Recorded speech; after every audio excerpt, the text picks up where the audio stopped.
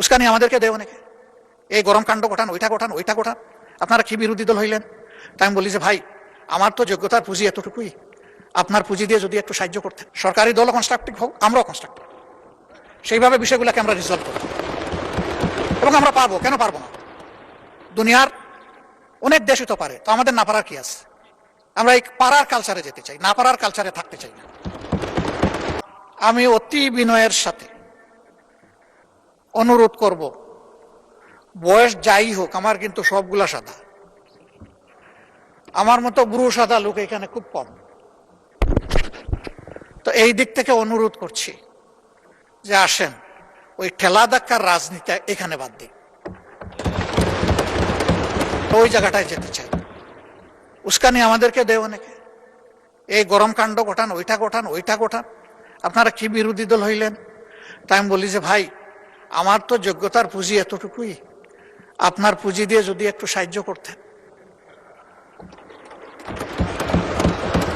আল্লাহ আমাকে যে মুখ দিয়েছেন, আপনার দুটি ঠোঁট, তাইলে আমার এখানে জোড়া দিয়ে দেন, আমি আপনার ভাষায় কথা বলবো।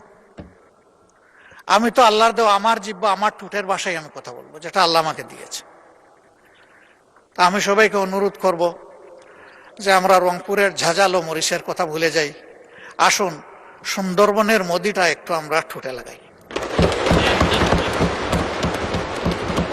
আমরা পারবো, ইনশাআল্লাহ আমরা পারবো। মাননীয় স্পিকার,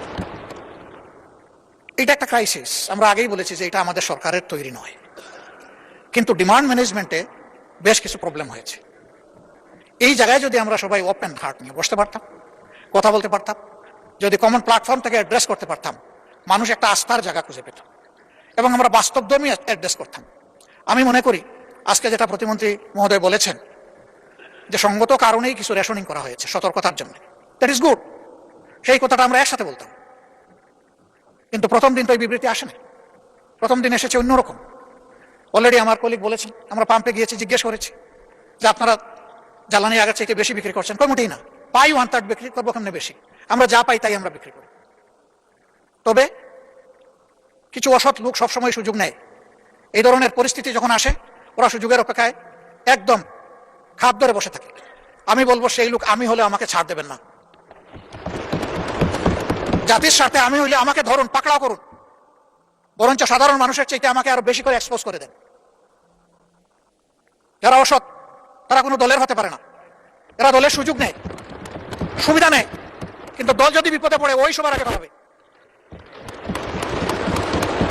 এই সমস্ত সুযোগ সন্ধানীদেরকে সামান্য কোনো অ্যালাউন্স দেওয়া উচিত না। লড়াই চলবে, থামবো না, চালিয়ে যাব, জনগণের অধিকার আদায় না হওয়া পর্যন্ত জীবন যাবে, কিন্তু মাথা নত করব না ইনশাআল্লাহ। আজকে যে মঞ্চে আমরা এখানে দাঁড়িয়েছি, এই মঞ্চের সাথে দুইটা জিনিস কখনো যাবে না, একটা আধিপত্যবাদ আর একটা ফেসিবাদ। এই দুইটাকে এই মঞ্চ কখনো কবুল করবে না, বরদাস্ত করবে না। এই মঞ্চে যারা বসে আছেন তারা জাতির স্বার্থে দেশপ্রেম বুকে ধারণ করার কারণে জ্বলে জ্বলে তিলে তিলে তারা প্রমাণ করেছেন, জীবন দেব, অন্যায়ের কাছে মাথা নত করব না। আফসোস, 2006 সালের 28 অক্টোবর যে খুনের রাজনীতি দিয়ে হাত রাঙ্গিয়ে মানুষের রক্ত দিয়ে হাসিনার রাজনীতির নূতন উত্থান হয়েছিল, তাদের হাতে একসময় যারা সকলেই মজলুম ছিলাম, রাজপথে আন্দোলন করেছি, সংগ্রাম করেছি, তাদেরই একটা অংশ আজকে সরকারে যাওয়ার পরে অতীতের সব কিছু ভুলে গিয়েছে। কেন আজকে এই দাবি বাস্তবায়নের জন্য আমাদেরকে সোহরাওয়ার্দী উদ্যানে আসতে হলো? তারা জাতির সাথে বিশ্বাসঘাতকতা করেছেন, এই কারণেই আসতে হলো।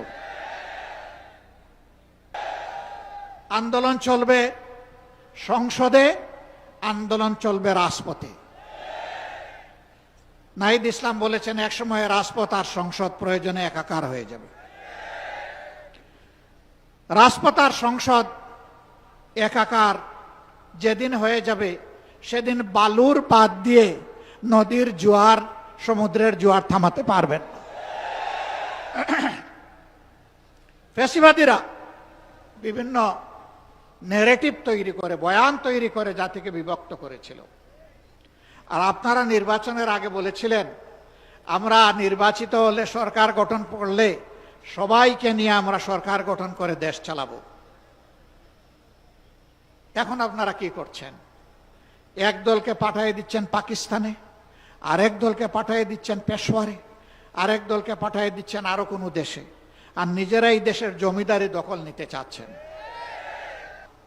তারা সংসদে দাঁড়াইলেই বলেন একটা সুষ্ঠু নির্বাচনের মধ্য দিয়ে গঠিত সরকার। সরকার যদি সুষ্ঠু নির্বাচনেই গঠিত হয় তাহলে বারবার দাঁড়াইয়া বলতে হয় কেন? আধিপত্যবাদের কোন ষড়যন্ত্র বরদাস্ত করা হবে না, সব কিছুকে ছিন্ন ভিন্ন করে দেওয়া হবে ইনশাআল্লাহ। সবাইকে আবারও আরেকটি অনিবার্য লড়াইয়ের জন্য প্রস্তুতি নেওয়ার আহ্বান জানিয়ে আমার বক্তব্য এখানেই শেষ করছি। আল্লাহ হাফেজ।